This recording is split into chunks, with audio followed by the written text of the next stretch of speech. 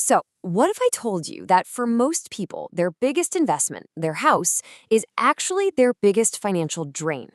Today, we're diving into a powerful idea about money, one that they definitely don't teach in schools, but it just might be the key to unlocking real wealth. And this quote from Robert Kiyosaki, man, it just nails it, doesn't it?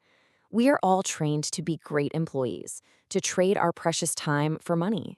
But nobody ever teaches us how to make our money work just as hard for us. That's the script we're going to flip today.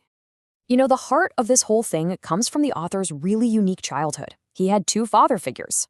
One was his actual dad, a super educated government employee, his poor dad, and the other was his best friend's dad, a guy who dropped out of high school but became a millionaire, his rich dad.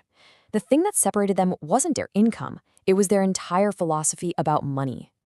Poor dad's advice sounds incredibly familiar, doesn't it? It's that safe path, the job security that we're all pushed towards. But rich dad's advice, that's a total game changer. It's not about being a cog in the machine, it's about learning how to own the machine. One mindset creates an employee for life, the other creates an owner. So what was it? What was that single most important lesson Rich Dad taught? Well, it's a simple little shift in perspective that honestly changes everything. And there it is, but what did that actually mean? It means your money isn't just sitting in a bank account. It's out there earning its own paycheck through things like stocks, real estate, a business, even when you're sleeping. Your dollars literally become your employees. And that is the escape hatch from what he famously calls the rat race. Okay, so to get your money working for you, you've got to learn the language. And the two most important words in that language are asset and liability. And believe me, the definitions are way, way simpler than you think. That's it. Seriously, forget all the complicated stuff from economics class. The rule is this simple. If it puts money into your pocket, it's an asset. Think of a rental property where tenants are paying you every month, or stocks that send you dividend checks. That's an asset. This diagram shows you exactly how it works. See that box on the bottom left? That's your assets, the stuff you own that makes you money. And notice the arrow. It shows cash flowing from your assets up into your income. Your assets are literally filling up your bank account. And now for the other side of the coin. If something consistently takes money out of your pocket, it's a liability. Simple as that. A car payment, that credit card balance, even that fancy new phone plan. If it's a constant drain on your cash, it's a liability. So let's just boil it all the way down. An asset, money in. A liability, money out. It really is that straightforward. And here's the billion-dollar secret. The rich focus all their energy on buying assets. The poor and middle class? Well, they tend to buy liabilities that they think are assets. All right, let's put this to the test with the biggest purchase most people will ever make. We've all heard it a million times. My house is my biggest asset. But using our new, simple definition, is it really? Let's just apply the rule.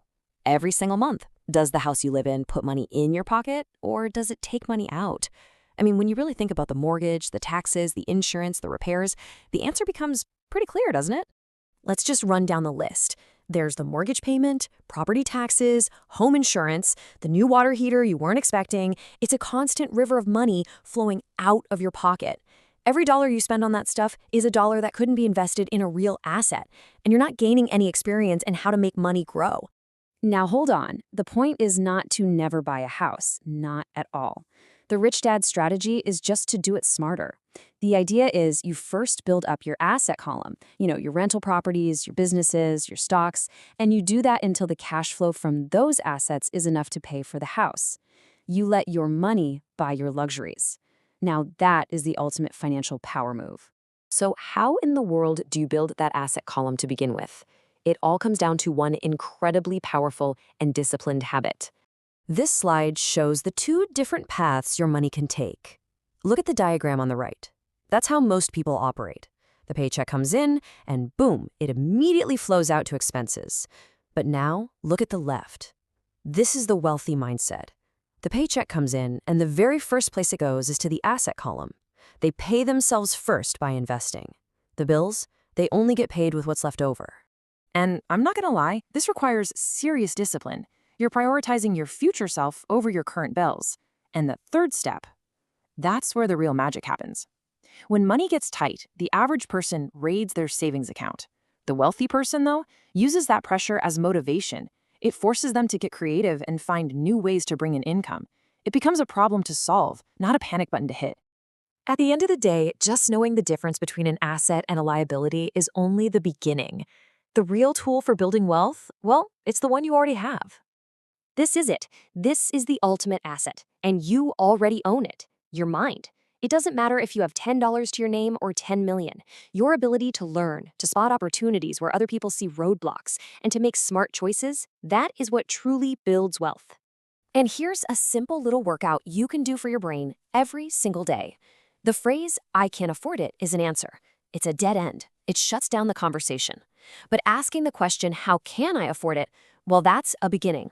It sparks creativity. It forces your brain to hunt for solutions. It's the difference between a closed door and a door that's wide open. So ultimately, building wealth isn't really about what's in your bank account. It's about your mindset.